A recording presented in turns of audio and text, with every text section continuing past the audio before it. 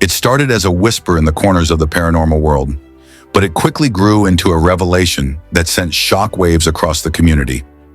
Zak Bagans, the face of Ghost Adventures, the man who had built his life around chasing shadows and confronting the unknown, had broken his silence. His statement was short, chilling, and directed towards someone no one expected. Grant Wilson, co-founder of Ghost Hunters and one of the pioneers of modern paranormal television. For years, fans had seen them as legends in their own corners of the same mysterious field. Different styles, different networks, but united by a shared pursuit of what lies beyond. That illusion shattered when Zak stepped forward with a confession that hinted at secrets, betrayals, and something far darker lurking behind their investigations. What he said didn't just reopen old rivalries, it tore the lid off a story buried for years, a story that might change everything people thought they knew about both men. For nearly 2 decades, Ghost Hunters and Ghost Adventures defined paranormal television. Grant Wilson and Jason Hawes brought a scientific, methodical approach to ghost hunting, using infrared cameras, temperature gauges, and EVPs to separate myth from measurable activity. Zak Bagans, on the other hand, took viewers into the emotional core of the supernatural, provoking entities, confronting demons, and blending raw fear with curiosity. Fans picked sides, but both shows thrived. What few people knew, however, was that tension simmered behind the scenes. Production crews whispered about competition, egos, and networks vying for dominance. Then came Zak's recent revelation, where he claimed that some investigators fabricated readings to protect their reputations. He didn't name names, but fans immediately connected his words to Ghost Hunters. The implication was explosive. Had Grant's team faked parts of their most famous investigations? Or worse, had they hidden the truth about something they could not explain? Zak's tone during a late-night stream added fuel to the fire. "Someone tried to bury me in this field before I ever got my shot," he said cryptically, and those who had followed his career began to realize he wasn't speaking metaphorically. Something had happened long before the cameras ever rolled, something that had shaped everything that came after. According to Zak, their first real encounter wasn't public. It happened quietly years ago, at a paranormal convention in New England. Both men were scheduled as keynote speakers, Grant, already a legend, and Zak, the ambitious newcomer. Witnesses described the tension between them as almost palpable. Grant reportedly viewed Zak's methods as reckless, while Zak admired Grant's success, but questioned his restraint. When they finally spoke, Zak recalled, Grant said something that would haunt him for years. "There are some things you don't show the public. Some hauntings are too real. If you ever find one, you'll understand." At the time, Zak dismissed it as cryptic advice from a veteran. But later, after his experiences with Demon House and other extreme hauntings, he began to believe Grant wasn't warning him about television ethics. He was warning him about survival. There were stories, episodes never aired, files sealed by the network, and one investigation at an abandoned Pennsylvania hospital that was abruptly canceled after something unexplainable happened to a crew member. Zak tried to revisit the same location years later, but was denied permits. Records of the site had been sealed. He hinted that what Grant found there may have been something more than paranormal, something powerful enough to silence everyone involved. As Zak's revelation spread, fans began digging into Ghost Hunters' archives. They found missing episodes, mysterious gaps, and rumors of unaired segments whispered about for years. Then Zak made another statement.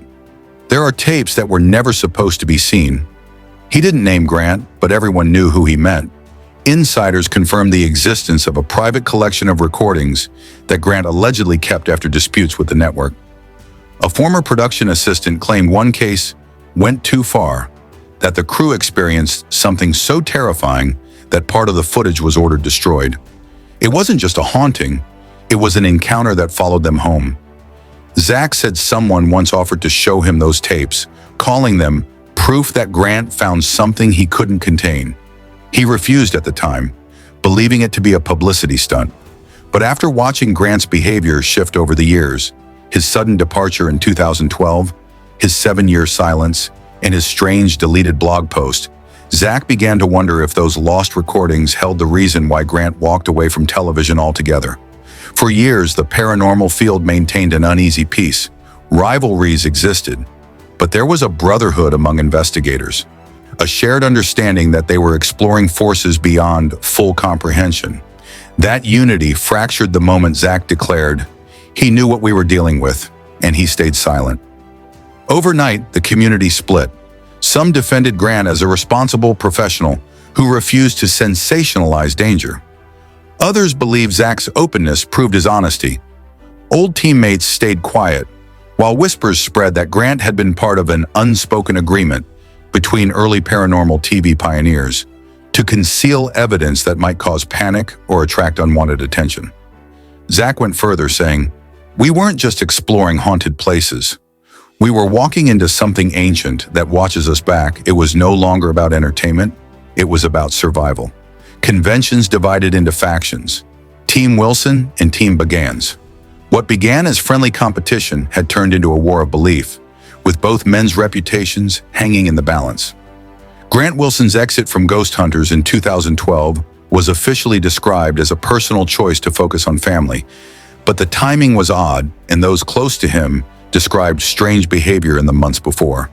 He avoided certain filming locations, refused to enter tunnels or basements, and became withdrawn from his crew.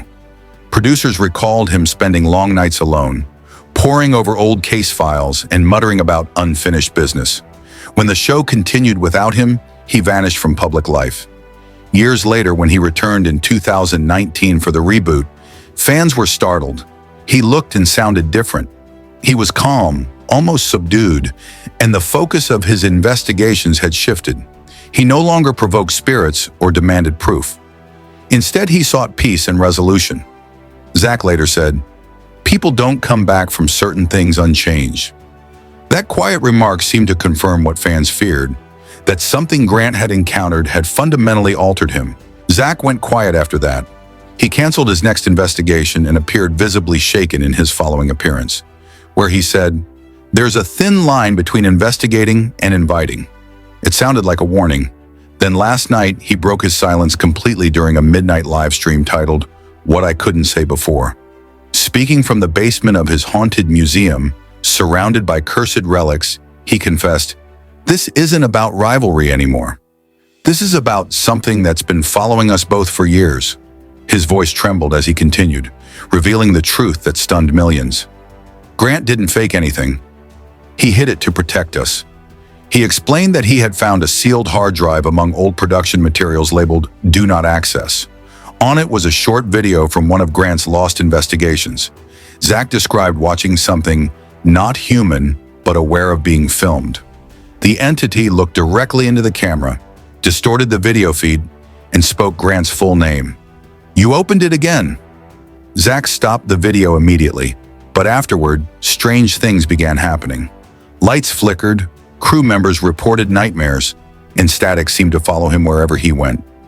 During the live stream, sensors in his museum recorded sudden drops in temperature, and at one point, Zak stopped mid-sentence, staring into the darkness as though seeing something none of the viewers could.